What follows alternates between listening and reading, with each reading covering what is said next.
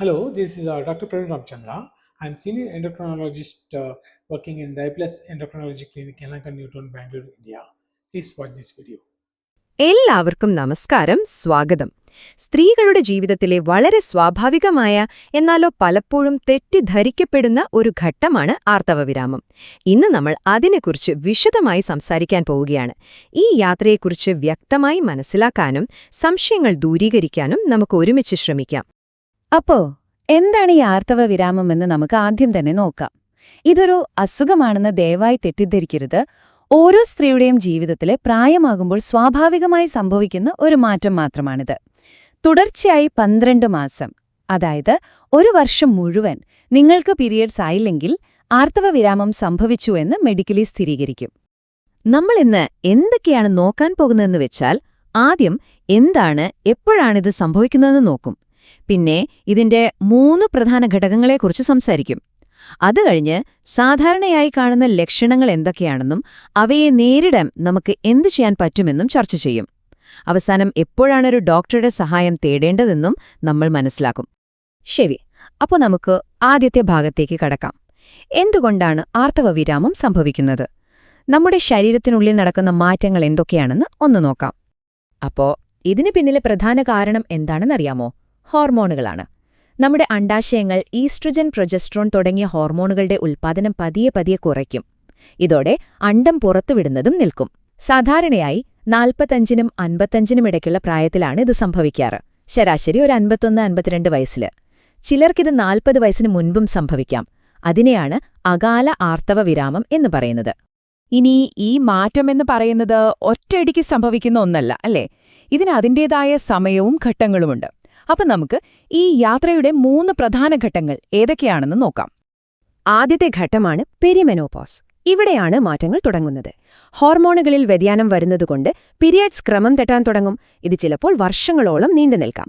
രണ്ടാമത്തേത് മെനോപോസ്, അതായത് നിങ്ങളുടെ അവസാനത്തെ പീരിയഡ് കഴിഞ്ഞ് കൃത്യം 12 മാസം ആകുന്ന പോയിന്റ്. അതിനുശേഷമുള്ള ജീവിതകാലത്തെയാണ് പോസ്റ്റ് മെനോപോസ് എന്ന് പറയുന്നത്. ഈ സമയത്ത് ഹോട്ട് ഫ്ലാഷുകൾ പോലുള്ള ചില ബുദ്ധിമുട്ടുകൾ കുറയാം, പക്ഷേ നമ്മുടെ എല്ലുകളുടെയും ഹൃദയത്തിന്റെയും ആരോഗ്യത്തിൽ കൂടുതൽ ശ്രദ്ധ കൊടുക്കേണ്ട സമയമാണിത്. അപ്പോ ഈ ഘട്ടങ്ങളിലൂടെയൊക്കെ കടന്നുപോകുമ്പോൾ ശരിക്കും എന്തൊക്കെയാണ് അനുഭവപ്പെടുക?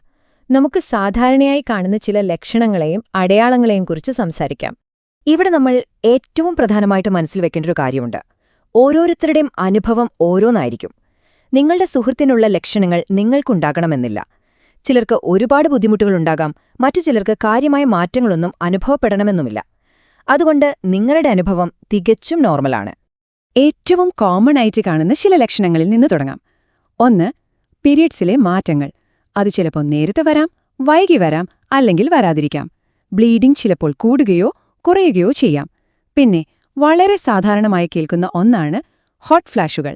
അതായത് പെട്ടെന്ന് ശരീരത്തിന് വല്ലാത്ത ചൂടനുഭവപ്പെടുക, അതുപോലെ രാത്രിയിൽ വിയർക്കുക. ഇതൊക്കെ ഇതിന്റെ ഭാഗമാണ്. ഈ ഹോർമോണുകളിലെ മാറ്റം നമ്മുടെ ഉറക്കത്തെയും മനോഭാവനത്തെയും ഒക്കെ കാര്യമായി ബാധിക്കും. അതുകൊണ്ട് തന്നെ ഉറങ്ങാൻ ബുദ്ധിമുട്ട്, എപ്പോഴും ഒരു ക്ഷീണം, പെട്ടെന്ന് ദേഷ്യം വരികയോ സങ്കടം വരികയോ ചെയ്യുക, ചിലർക്ക് ചെറിയ ഉത്കണ്ഠയോ വിഷാദമോ അനുഭവപ്പെടാം. ഒന്നിലും ശ്രദ്ധ കേന്ദ്രീകരിക്കാൻ പറ്റാത്തൊരവസ്ഥ അഥവാ ബ്രെയിൻ ഫോഗ് വരുന്നതും സാധാരണമാണ്. ഇതുമാത്രമല്ല, വേറെയും ചില ശാരീരികമായ മാറ്റങ്ങൾ സാധാരണയാണ്. യോനിയിൽ വരൾച്ചയോ ചൊറിച്ചിലോ അനുഭവപ്പെടുക, അടിക്കടി മൂത്രമൊഴിക്കാൻ തോന്നുക, സന്ധികളിലും പേശികളിലുമൊക്കെ വേദന, തലവേദന, പിന്നെ ശരീരഭാരം കൂടുക, പ്രത്യേകിച്ച് വയറിന് ചുറ്റുമുള്ള ഭാഗത്ത്. ഇതൊക്കെ ഹോർമോൺ വ്യതിയാനങ്ങളുടെ ഭാഗമായി സംഭവിക്കാവുന്നതാണ്. ശരി, ഇങ്ങനെയൊക്കെ ഒരുപാട് മാറ്റങ്ങളുണ്ടാവുമ്പോൾ സ്വാഭാവികമായും നമ്മൾ ചിന്തിക്കും, ഇതിനെ നേരിടാൻ നമുക്കെന്തു ചെയ്യാൻ പറ്റുമെന്ന്, അല്ലേ? അതാണ് നമ്മുടെ അടുത്ത ഭാഗം, നമ്മുടെ ആരോഗ്യം സംരക്ഷിക്കാനുള്ള ഒരു ആക്ഷൻ പ്ലാൻ. പേടിക്കണ്ട, ഈ ബുദ്ധിമുട്ടുകൾ കുറയ്ക്കാൻ സഹായിക്കുന്ന വളരെ സിമ്പിളായിട്ടുള്ള ചില കാര്യങ്ങളുണ്ട്. ഈ സ്വയം പരിചരണ മാർഗങ്ങൾ നമ്മുടെ ജീവിതത്തിൽ വലിയ മാറ്റങ്ങൾ കൊണ്ടുവരാൻ സഹായിക്കും. നോക്കൂ, ഈ 5 കാര്യങ്ങളൊന്ന് ശ്രദ്ധിച്ചാൽ മതി. ഒന്നാമതായി, ഹോട്ട് ഫ്ലാഷുകൾ കുറയ്ക്കാൻ കനം കുറഞ്ഞ കോട്ടൺ വസ്ത്രങ്ങൾ ധരിക്കാം. കിടപ്പുമുറി തണുപ്പിച്ചു വയ്ക്കാം. പിന്നെ കാപ്പി, എരിവുള്ള ഭക്ഷണം, പുകവലി, മദ്യപാനമൊക്കെ കുറയ്ക്കുന്നത് നല്ലതാണ്. ഏറ്റവും പ്രധാനം ആക്റ്റീവായിരിക്കുക എന്നതാണ്.